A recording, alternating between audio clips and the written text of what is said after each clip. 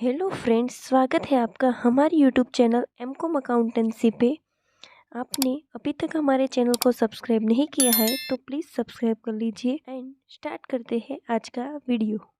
Solve करने वाले हैं डिफरेंशियल कॉस्टिंग का लॉन्ग सम, जो अभी रिसेंटली एग्ज़ाम गई है एक्सटर्नल एमकॉम की 2023 में, उसमें पूछा गया है। तो स्टार्ट करते हैं। A limited produced product A B and C, current sales cost and selling price details, processing time required are as follow. नीचे annual sales unit, selling price, unit cost, processing time as per unit हमें hours दे दिए गए हैं। The firm is working at a full capacity 80,000 processing hours per year.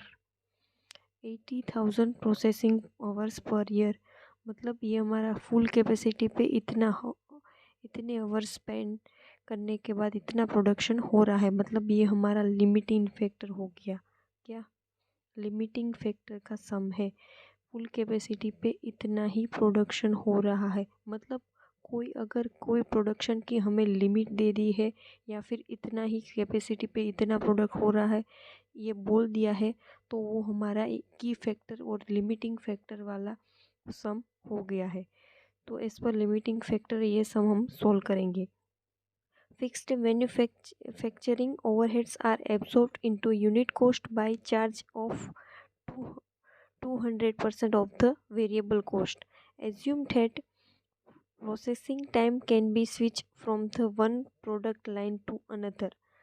The demand at current selling 8,000 units, 7,000 units and 5,000 units as per product A, B and C. The selling price are not altered, मतलब selling price में कोई change नहीं हो रहा है। और हमें ढूंढने को क्या बोला है, you are required to calculate best production program for the next operating period to indicate increase in net profit. मतलब नेक्स्ट ईयर के लिए कौन सा बेस्ट प्रोडक्शन है और हमें कितना प्रॉफिट में बढ़ावा हो रहा है, मतलब कितना इंक्रीज हो रहा है करंट प्रॉफिट के हिसाब से। हम अगर ये यूनिट्स यूज़ करते हैं, ये प्रोडक्शन यूज़ करते हैं तो, और ये तीन हमें इंफॉर्मेशन दी है एज पर सम कैलकुलेट करने के लिए। तो इस पर लिमिटिंग मेथड सम स्टार्ट करते हैं। तो इन लिमिटिंग फैक्टर के लिए हमें क्या चाहिए होगा, कंट्रीब्यूशन। तो कंट्रीब्यूशन का फॉर्मूला क्या है, selling price minus variable is equal to contribution मिलता है। तो सेलिंग प्राइस तो हमारे पास है पर यूनिट पे, लेकिन वेरिएबल नहीं है, लेकिन हमें टोटल कॉस्ट दे दिया गया है। तो इस पर टोटल कॉस्ट हम वेरिएबल फाइंड कर सकते हैं, क्योंकि हमें क्या बोला है यहाँ पे देखिए, charge to 200% of the variable. मतलब अगर वेरिएबल कॉस्ट हमारा 1 होगा तो फिक्स हमारा 2 होगा। अगर वेरिएबल हमारा 3 होगा तो फिक्स हमारा 6 होगा। मतलब इसका डबल है फिक्स, वेरिएबल का डबल फिक्स हो रहा है। मतलब यहाँ पे टोटल कॉस्ट में से डबल फिक्स कॉस्ट है और बाकी जो बचता है वो वेरिएबल है। तो हम एज्यूम कर रहे हैं वेरिएबल कॉस्ट को 100। तो फिक्स कॉस्ट हमारा इनडायरेक्टली कितना हो गया, 200। वरना हम आप ऐसे भी कर सकते हो, 100 के 200% करते हैं तो हमारा आ जाएगा 200। तो टोटल कॉस्ट हमारा क्या है, एज पर एज्यूमेशन हमारा क्या हो गया, 300।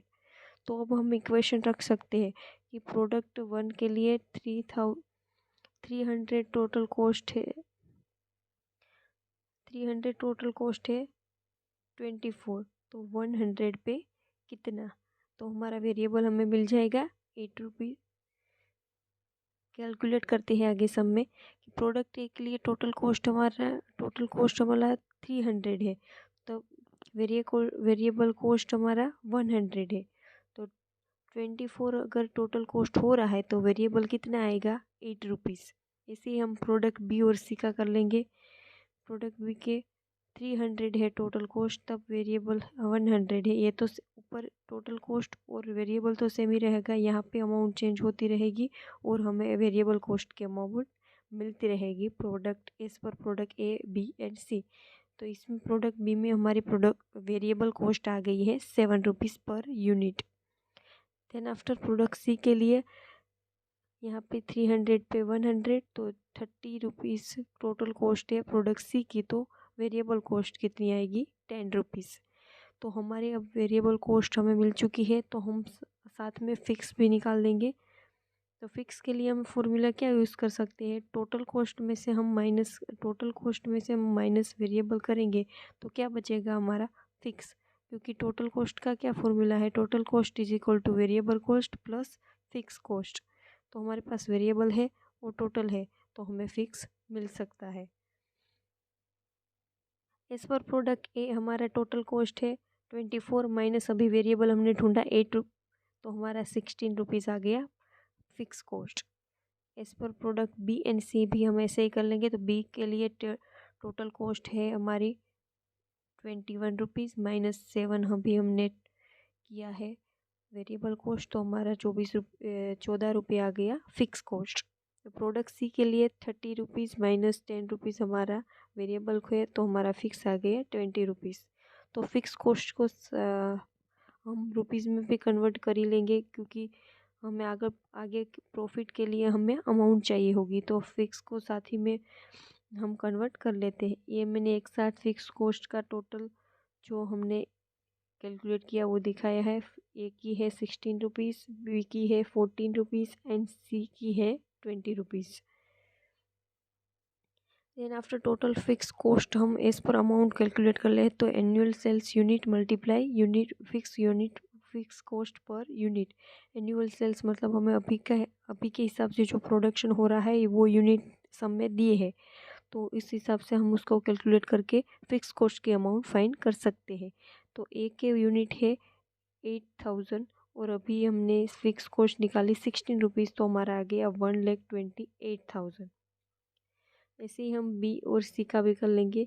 तो बी की है 7,000 units multiply 14 rupees fix cost, तो हमारा टोटल आ जाएगा 98,000। ऐसे ही सी का 1500 मल्टीप्लाई 20 रुपीज़, तो हमारा आ जाएगा 30,000। तो टोटल फिक्स कॉस्ट हमें मिल गई है 2,56,000। क्योंकि आगे हम प्रॉफिट कैलकुलेशन करेंगे, क्योंकि कंट्रीब्यूशन हमें मिल जाएगा तो उसमें से माइनस हम फिक्स करेंगे तो हमारा प्रॉफिट आ जाएगा। तो उसके लिए अमाउंट में हमें चाहिए होगी सारी इन्फॉर्मेशन, तो अभी से हमने अमाउंट में कन्वर्ट कर ली, तो हमारा फिक्स कॉस्ट आ गया है 2,56,000। तो आगे हमें करना नहीं पड़ेगा। तो इस पर कंट्रीब्यूशन हम कैलकुलेट करते हैं। कंट्रीब्यूशन का फॉर्मूला क्या होता है मैंने पहले बताया था, selling price minus variable is equal to contribution. हम साथ ही में कर लेंगे, मतलब ऐसे हो जाएगा A B and C product अलग अलग और साथ ही में तीनों का कंट्रीब्यूशन मिल जाएगा। तो सेलिंग प्राइस है तीनों की 13, 14 एंड 50 रुपीज़ माइनस वेरिएबल अभी हमने कन्वर्ट किया, कॉस्ट अभी हमने फाइंड की है 8, 7 एंड 10 रुपीज़। तो कंट्रीब्यूशन तीनों का आ गया है। ए का आया 13 माइनस 8 मतलब 22, 14 माइनस 7 मतलब 33 एंड 50 माइनस 10 मतलब 40। तो तीनों का कंट्रीब्यूशन आ गया है। कंट्रीब्यूशन को यूनिट से मल्टीप्लाई करके हमें अमाउंट मिल जाएगी, उसमें से माइनस हम फिक्स कॉस्ट करेंगे तो हमारा करंट प्रॉफिट है वो हमें मिल जाएगा। तो find out current profit is equal to contribution minus fix is equal to profit. तो कंट्रीब्यूशन के लिए जो हमें यूनिट पहले अभी हाल ही का जो प्रोडक्शन है वो यूनिट से कंट्रीब्यूशन को मल्टीप्लाई कर लेंगे 8,000, 7,000 एंड 1,500। जो अभी हमने फिक्स कॉस्ट को भी मल्टीप्लाई किया था तभी यही यूनिट का इस्तेमाल किया था, क्योंकि अभी हम करंट प्रॉफिट फाइंड कर रहे हैं और करंट के हिसाब से हम कैलकुलेट कर रहे हैं। तो मल्टीप्लाई हम कंट्रीब्यूशन कर लेंगे। ए का है 22 तो आ जाएगा 1,76,000। बी का है कंट्रीब्यूशन 33 मल्टीप्लाई 7,000 तो हमारा आ जाएगा 2,31,000। सी का है 1,500 मल्टीप्लाई 40 रुपीज़ तो हमारा आ जाएगा 60,000। टोटल कंट्रीब्यूशन हमारा आ गया है 4,67,000। उसमें से माइनस फिक्स कॉस्ट करेंगे तो फिक्स कॉस्ट कितनी आई थी हमारी 2,56,000, 2,56,000 तो हमारा प्रॉफिट आ जाएगा। तो कैलकुलेट कर लेते हैं। माइनस फिक्स कॉस्ट 2,56,000, तो इसमें से माइनस किया हमने तो हमारा प्रॉफिट करंट के हिसाब से प्रॉफिट आ गया 2,11,000। 2,11,000 करंट के हिसाब से प्रॉफिट आया है। लेकिन हमें नीचे इन्फॉर्मेशन बोली है, उसमें हमें प्रोडक्शन में चेंजेस करने को बोला गया है। तो इस पर हम पहले लिमिटिंग फैक्टर के हिसाब से की फैक्टर को डिवाइड करके कंट्रीब्यूशन को रैंक दे देंगे। मतलब किसमें प्रोडक्शन कम हो रहा है वो हमें पता चले, क्योंकि आगे जो हम सम कैलकुलेट करते हैं वो इस पर लिमिटिंग फैक्टर की फॉर्मूला के हिसाब से होता है। तो लिमिटिंग फैक्टर की फॉर्मूला क्या है, तो इज इक्वल टू होता है कंट्रीब्यूशन डिवाइडेड की फैक्टर। तो इसमें की फैक्टर हमारा क्या है, हवर्स, मतलब यहाँ पे पर यूनिट हवर्स दिए है, ए के लिए 1, बी के लिए 1 एंड सी के लिए 2। तो हमारा टोटल कंट्रीब्यूशन है उसको इससे अपॉन कर देंगे। तो 22/1 होगा, 33/1 होगा और 40/2 होगा। तो आगे हम ऐसे फॉर्मूला इस्तेमाल करेंगे एज पर की फैक्टर। लिमिटिंग फैक्टर के लिए हमारा ये फॉर्मूला है, फाइंड आउट के लिए रैंक के लिए रैंकिंग करना पड़ता है क्या, हालांकि हमें पता चले कि हमारा किस में कम हो रहा है, मतलब जिसको रैंक कम मिलेगा उसमें प्रोडक्शन कम हो रहा है वो हमें पता चलेगा, या फिर हमारा जो प्रोडक्शन है उसमें से हम कम लेंगे और फुल कैपेसिटी के हिसाब से प्रोडक्शन करेंगे। Labour hours per contribution is equal to contribution upon key factor. तो यहाँ पे हमारा की फैक्टर क्या है, आवर्स।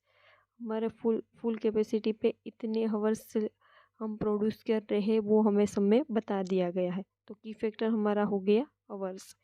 तो इस पर की फैक्टर हम कंट्रीब्यूशन फाइंड करेंगे 22/1 आवर्स, तो ए का आया 22, बी का 33/1 आवर्स, तो बी का भी आया 33, सी का 40/2 आवर्स, तो सी का आ गया 20 रुपये।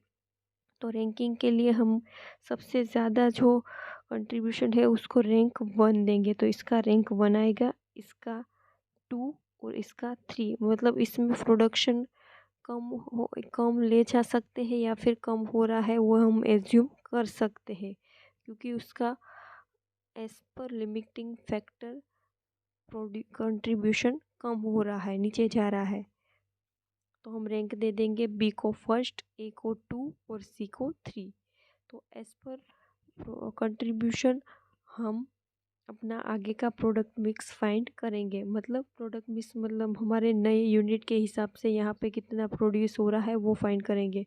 तो सबसे पहले रैंकिंग के हिसाब से लिखेंगे, बी का फर्स्ट रैंक है तो उसका 7,000 पूरा प्रोड्यूस हो जाएगा। 7,000 हमारे न्यू यूनिट है। ए का है 8,000 यूनिट, लेकिन सी का कितना प्रोड्यूस हो रहा है वो हमें फाइंड करना पड़ेगा एज पर सम, क्योंकि सी हमें इस पर लिमिटिंग फैक्टर कम रैंकिंग में मिला है।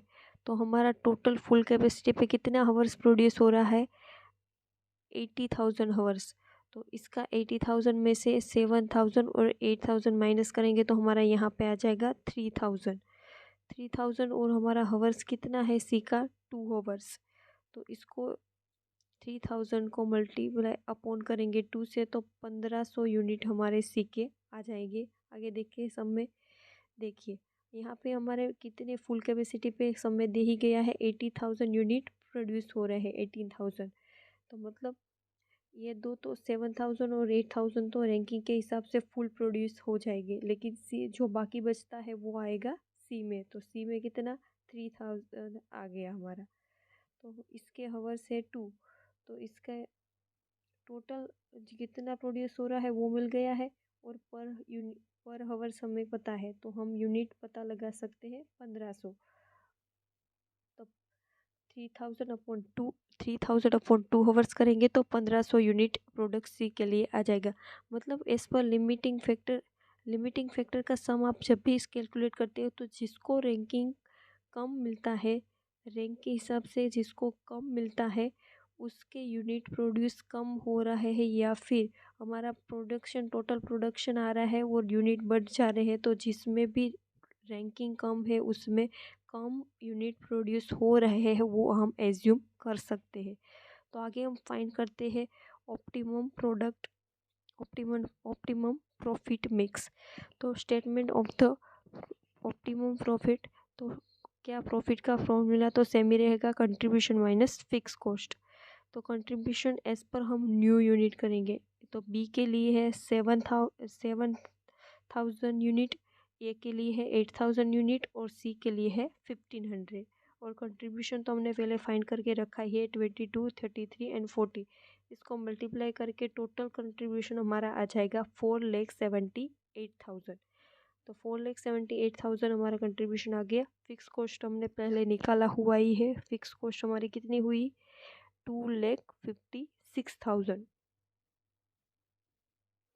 आगे हमने अमाउंट में सम को स्टार्ट करते वक्त ही हमने अमाउंट में उसको कन्वर्ट कर दिया था।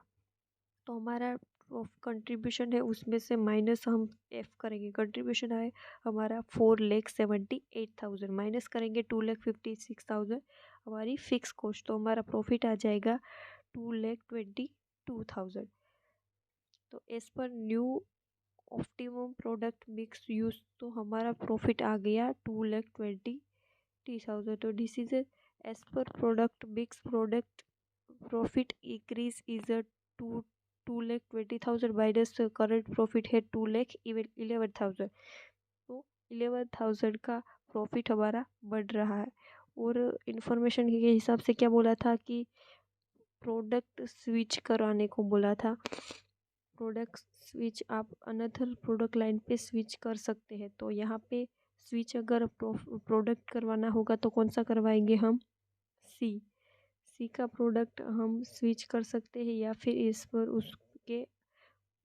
उसके बिहाफ में कोई और प्रोडक्ट यूज़ करना हो तो कर सकते हैं। क्योंकि एज पर प्रोडक्ट सी मैक्सिमम हवर्स उसके कितने, मैक्सिमम उसका 5,000 यूनिट्स प्रोडक्शन हो रहा था, लेकिन उसका एज पर लिमिटिंग फैक्टर उसका कितना हो रहा है, ओनली 1,500 यूनिट्स। मतलब हवर्स बढ़ाने की ज़रूरत है। तो प्रोडक्ट बी को स्विच कर, प्रोडक्ट सी को स्विच कर सकते हैं, या फिर उसके बिहाफ में उसका जो प्रोडक्ट है उसको किसी और प्रोडक्ट में हम यूज़ कर सकते हैं।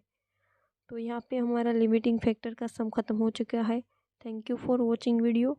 हेल्पफुल हुआ तो आगे भी लोगों को शेयर कीजिए, चैनल को सब्सक्राइब कर दीजिए और वीडियो को लाइक करना ना भूलें। Thank you for watching video.